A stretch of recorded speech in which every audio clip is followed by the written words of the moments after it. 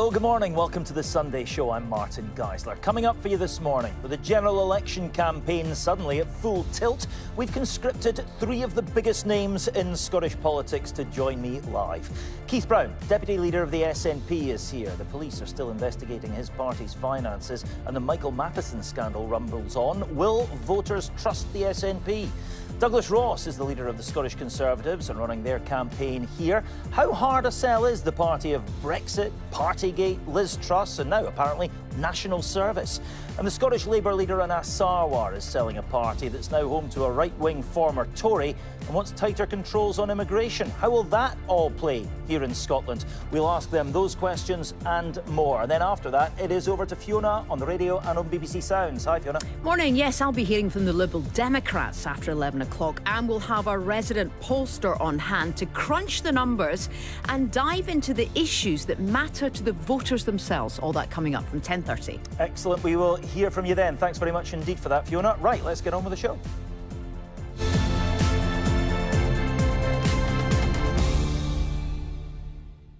Yes, two party leaders and a deputy leader coming up. And remember, it is your votes they're after, so let us know what you think of what they're saying. The discussion is happening as ever on social media.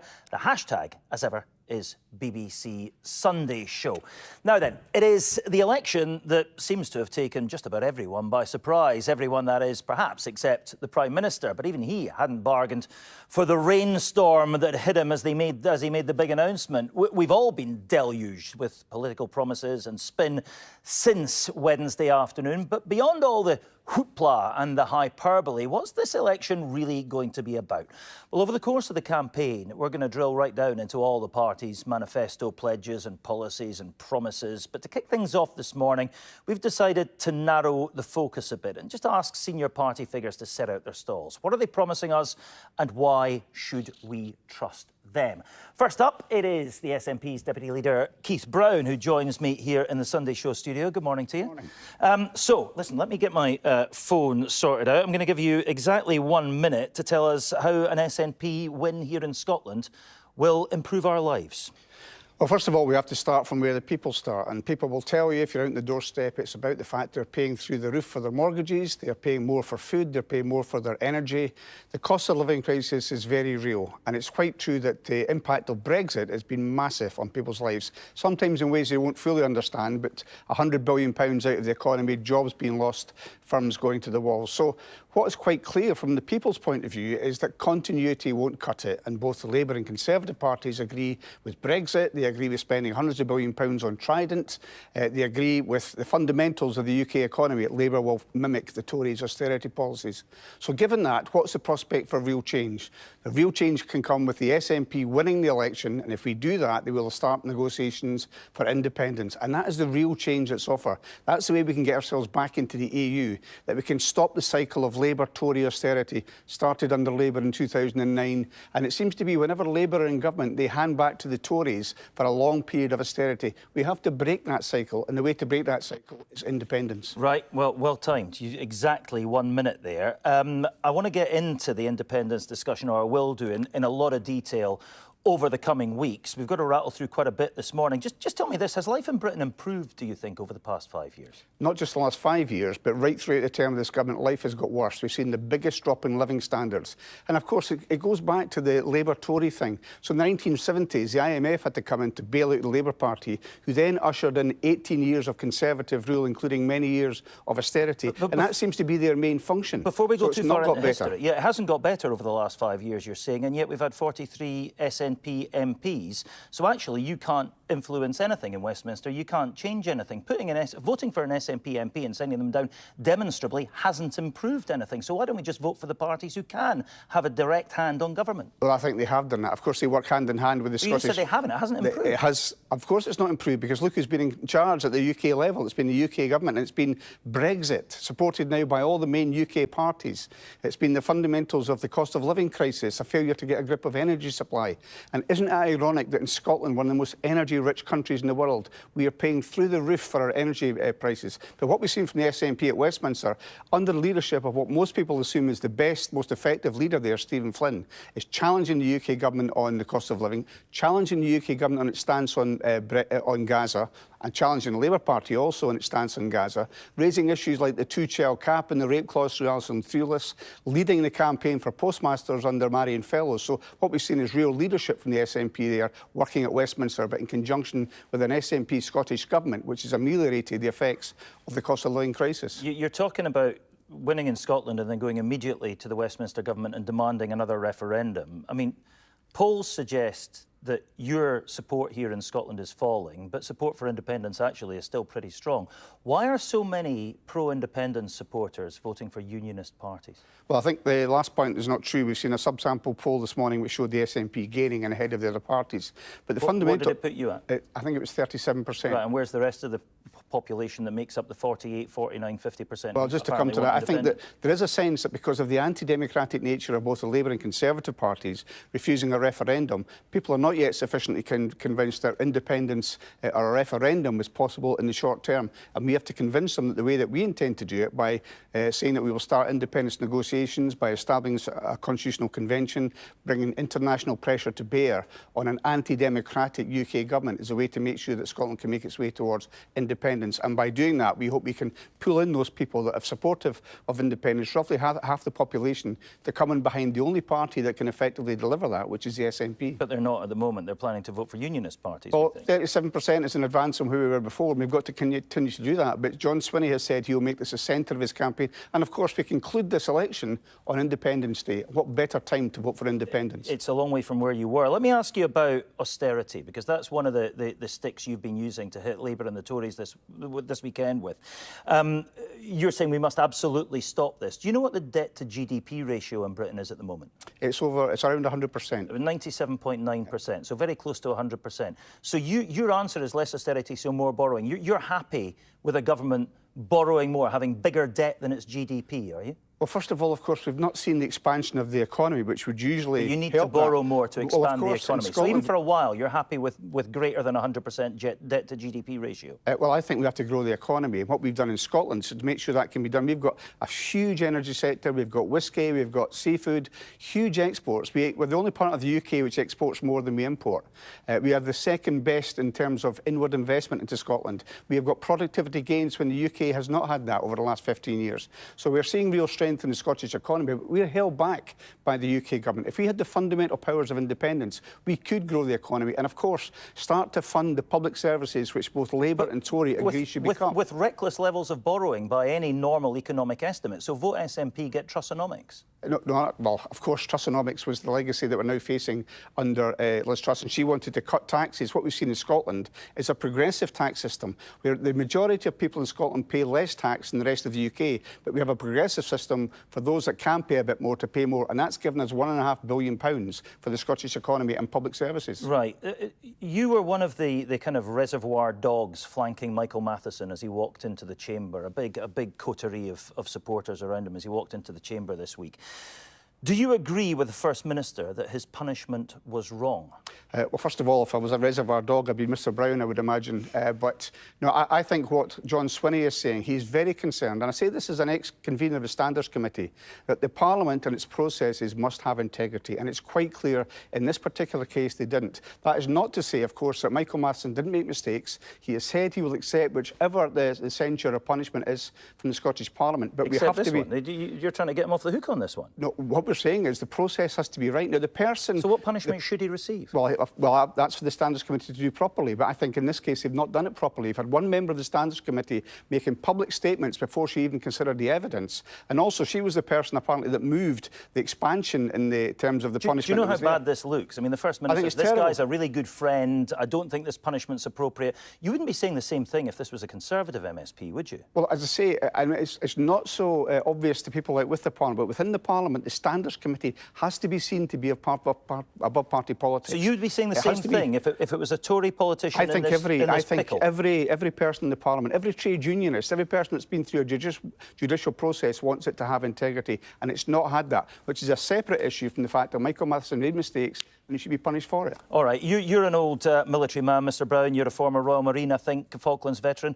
Would you welcome the return of national service? Absolutely not. And it's a sticking plaster to cover up the disinvestment there's been in the armed forces. We've said since 2005, when the Scottish regiments were amalgamated, we've said that you're going to have a problem with recruitment. And the recruitment and retention for the armed forces in the UK has been abysmal, with the smallest armed forces since Napoleonic times. And it's because they don't have the salary, they don't have the housing, they don't have the training that they used to have as well. So it's not attractive. And the way to resolve this issue, and I do agree we face some serious threats in the Western world, the way to address this is to properly fund the armed forces. Give them the boots, the tanks, the helicopters, the equipment that they need, but give them a worthwhile house, first of all, and salary to make sure that they can live a normal life in terms of the standard of living they have compared to the defence spending.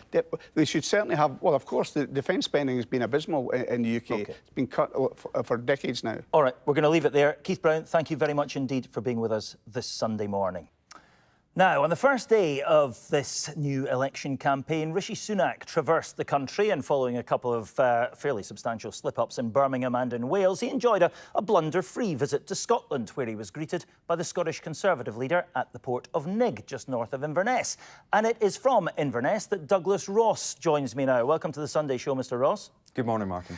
So I'm going to give you the same opportunity as I gave Keith Brown there, a minute in which you answer the following question. How will a Conservative win at this general election improve our lives? Well, we want the focus at this general election here in Scotland to be on the priorities of people up and down the country. And when I'm knocking on doors, when I'm speaking to voters in every part of Scotland, their priorities are reducing the waiting times in our NHS. They want to see more investment in our education system so our kids and grandkids can get a better education. They want to see our economy growing and more good jobs. They want to see more investment in their local communities, their local councils who deliver key public services. But for the last 17 years, that has not been the priority of the SNP, and that will not be the priority of any SNP candidate at this election, because John Swinney has said his candidates will prioritise independence above everything else, because it will be page 1, line 1 of their manifesto. So in key seats up and down the country, we know it's a straight choice between the Scottish Conservatives or the SNP. So if voters unite behind the Scottish Conservatives, we can get the focus onto their real priorities rather than the SNP's obsession with independence. All right, lots to dig into there. That was very well rehearsed. That's my timer going off 1 second after you finished. Well done.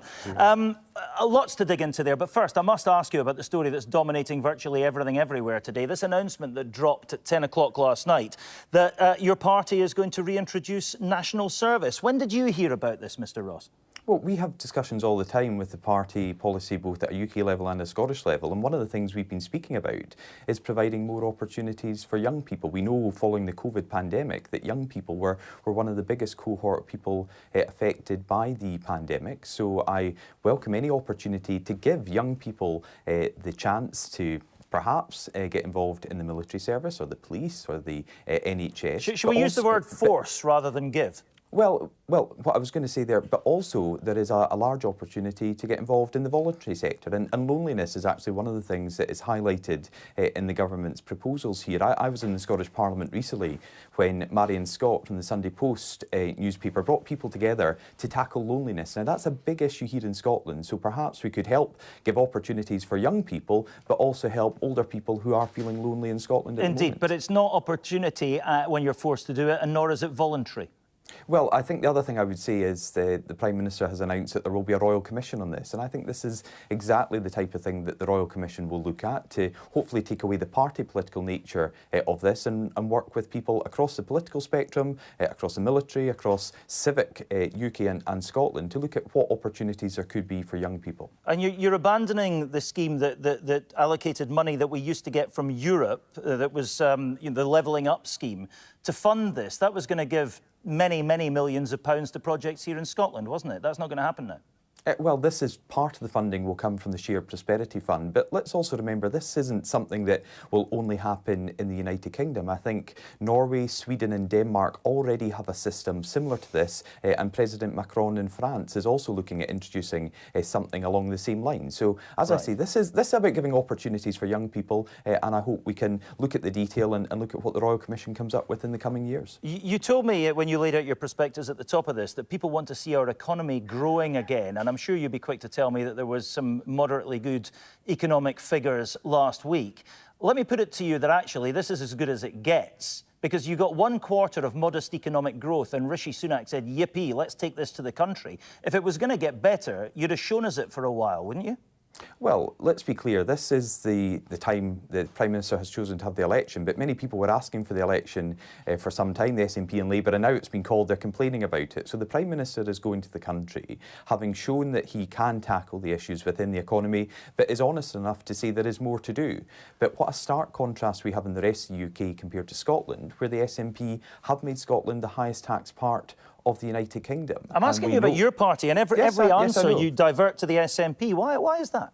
Well, I think you got that from Keith Brown in every answer. That's sadly something that politicians tend to do, is look also at their positive portfolio that they're putting forward. I want to know about your policies, though, not theirs. But also, you know, how that affects us here in Scotland. So we have had 2 fiscal events at a UK level by a Conservative Chancellor and a Conservative government that has cut tax, in contrast to the budget in Scotland that has put tax up. Is it fair to suggest that if interest rates, for example, were going to come down in August or September or October, we wouldn't be voting in July? Well, we don't know, obviously, independent... No, but you forecast these things and that's how you plan elections. Well, no, interest rates are independently set by the Bank of England. That has been the case since the late 1990s, and that is the right approach. But as you said, there was good news with the economy, with the inflation figures now down at 2.3%. That was one of the pledges the Prime Minister gave when he became Prime Minister, but he is also saying there's more to do. How do you think this campaign's going? It started with the Prime Minister famously being soaked on national television to the tune of the Labour election anthem. He then was given softball questions by 2 Labour Conservative councillors, rather, who you'd smuggled in under the guise that they were biscuit factory workers, and then he asked some Welsh people if they were looking forward to a football tournament they hadn't qualified for. Well, I'm sure there will be a lot of Welsh people cheering on the Scottish national team at the Euros in just a few weeks' time. But of course, the Prime Minister came up to Scotland to get some good weather. We had a very good visit at the Nig Yard, met with apprentices, met with people who had been there since they started their apprenticeship 40 years ago. You know, outstanding work done at Nig, not just in the oil and gas sector at the moment, but the renewable sector going forward. So we had a very positive visit with the Prime Minister here in Scotland, and we're having a very positive start to our campaign, because I've been out on doors across the North East listening to voters. They know that if they unite behind the Scottish Conservatives, they can defeat the SNP, and that doesn't just end their obsession with independence. That moves us on from this situation that we have at the moment, that incredibly the SNP First Minister of Scotland and SNP MSPs and candidates are standing by Michael Matheson, who lied to the public here in Scotland, who tried to get the taxpayer to pay £11,000 for his iPad bill. And we now have this contrast where Keith Brown told you just moments ago that Michael Matheson will accept the sanction of the Standards Committee. The person who doesn't accept it is John Swinney, who's trying to back up his pal. Let me ask you about one of your key figures, another Michael Gove. He chucked it on Friday night, 7 o'clock on Friday night, dominating the weekend news agenda until this national service announcement came out of the blue. Presumably he looked at the first 3 days of the campaign and thought, no, this is not for me, I'm out. Why are a quarter of your MPs deciding that the Conservative politics is not for them after this election? Well, a number of people have served in office for a long time in both the Conservative and the Labour benches and have chosen this moment, this opportunity to stand down. We've also got other MPs, for example, Holly Lynch in the Labour Party, who took me by surprise by announcing that she was standing down, I think, to spend more time with her family. What does it say about the state of your party? Well, I'm trying to make the example that there are MPs on all sides who have chosen now that they know the date of the election. It's not normal for a quarter of your MPs to chuck the job, is it? I was just saying, now they know the date of the election, they've decided to stand down. But here in Scotland, we have, great candidates up and down the country who, in key seats, people know they have to unite behind to defeat the SNP, to get a strong Scottish Conservative MP, a local champion who will focus on their priorities, not independence, which a nationalist MP would do. All right, Douglas Ross, many thanks indeed for that. Thank This is you. not the last time we will speak over this campaign. We'll speak to you again soon, no doubt. Thanks very Look much forward indeed, to though, it. for being with us this Sunday morning. Thanks, Mark. Now then, a day after Rishi Sunak was in Inverness, Sir Keir Starmer popped up in Glasgow to help launch Scottish Labour's campaign. With him then, and with me now, is the Scottish Labour Party leader, Anas Sarwar. Welcome to the Sunday Show, Mr. Sarwar. So, here we go. Your chance to set out your stall. Again, 1 minute. How will a Labour government improve people's lives? Look, we're finally getting this election that the country's been desperate for, and Scotland is crying out for change. And after 14 years of Tory chaos and failure, this is not an opportunity we can afford to miss. Every vote for Scottish Labour is a vote to boot out the Tories, to maximise Scotland's influence, and to deliver the change Scotland needs. And over the coming weeks, with hard work, humility and energy, we will seek to earn your trust and earn your support so we can change our country. We'll set out how with economic stability we'll bring down the cost of your mortgage, how by ending tax loopholes we'll cut NHS waiting lists, by switching on a publicly owned energy generation company, GB Energy, we can lower your bills and create more jobs. With the New Deal for working people, how we'll make work pay and deliver a genuine living wage, and how we'll maximise Scotland's influence by having Labour MPs sitting in government making decisions that benefit the people of Scotland. That's the change on offer, and one that we can't afford to miss. All right, we're going to come to the issue of trust in a minute, but let's look at the economy first. Are you promising to make people richer? Look, we want the country to be wealthier. We want to deliver economic growth. We want people's incomes to go up. And that's why a centrepiece of our election campaign will be our New Deal for working people, which is about banning exploitative zero-hour contracts, ending the scandal of fire and rehire, and delivering a genuine living wage. And that genuine living wage will lift people out of poverty, but it'll also increase tax receipts that can allow us to invest in our vital public services. That's just one example. Getting stability, growing our economy is absolutely crucial, because we can't have what we've seen here in Scotland, people paying more and getting less. Instead, we have to increase the size of the cake, and that means more investment driven into Scotland, greater productivity and stronger economic growth. This increase of the minimum wage, the genuine living wage, how much is that going to cost Scottish businesses, and what consultation have you had with Scottish business on how it's going to impact them? Well, we've been really upfront since Angela Rayner published her Green Paper on the New Deal for working people. That of course we were going to deliver economic stability, of course we want to partner with business, but actually we need to change the balance of rights for working people across the country. And therefore, yes, we'll partner with business, yes, we'll work with them, yes, we'll drive for change, but we also have to do the most transformative change in workers' rights in a generation. Have you done the sums? How much is this going to cost Scottish business? Well, I think it's a good deal for business, actually, because one of the challenges we've seen with businesses... Is there a figure? I think it's going to grow our economy, actually. So I think productivity... You don't know how much this is going to cost I believe initially. Productivity will go up.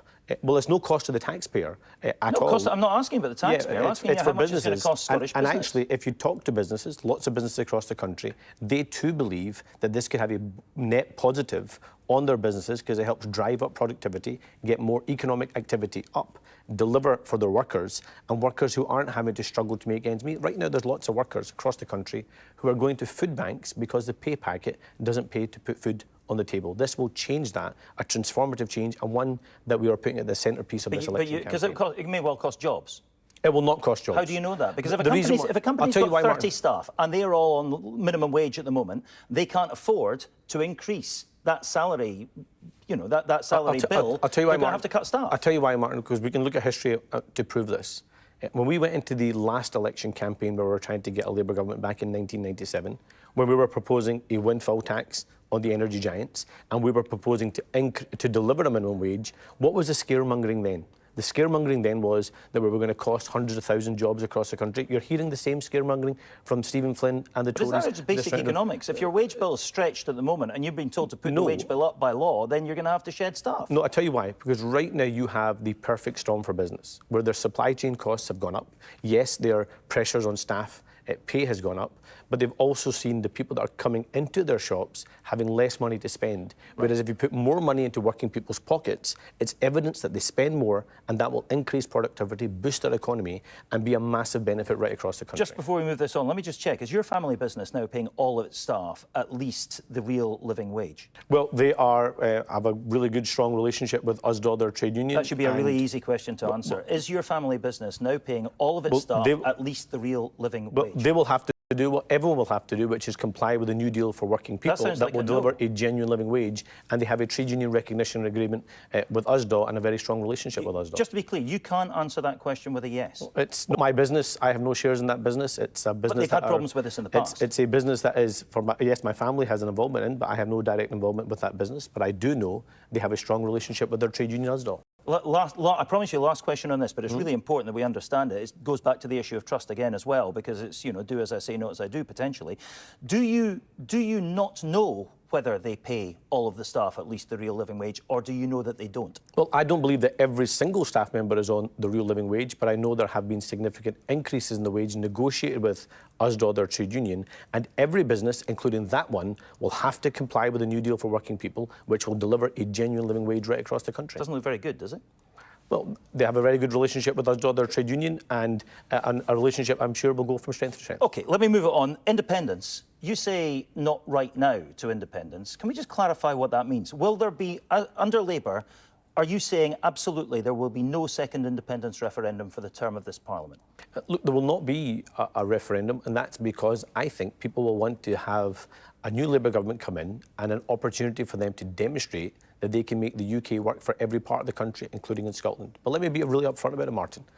Over the last 14 years, I can understand why people have voted for other political parties or why they've looked for the escape route from a Tory government by supporting independence, because they've been crying out for change. And we have an opportunity now to deliver that change. So I'm saying directly to people, I don't support independence. I don't support another referendum right now, but I recognise you want change. So 2030 So we may disagree on a final destination for Scotland, but we can agree we need change right now. So let's go on this part of the journey together and change Scotland in the process. So 2030 at the earliest. So what would you say to those people? And polls suggest there are a fair few of them who are intending to vote Labour at this election, but would quite like another independence referendum in the next 5 years. Maybe not in a year or two, but within the next 5. You're effectively saying to them, sorry, you've got to go and vote SNP if it's that important. No, because if you look back to what Alex Salmond and Nicola Sturgeon did back in 2007, they didn't say to people, you need to change your constitutional view, or that they were going to change their constitutional view.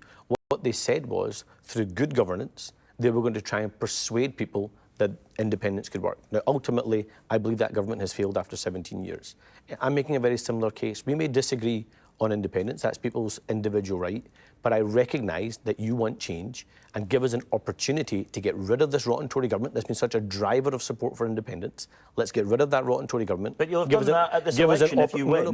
You've got 5 years more than that to listen to their demands. Give an opportunity to us to deliver, to change the UK and deliver for Scotland, and through that good governance, I hope we can persuade people that we can make the UK work for Scotland. All right. National Service, good idea?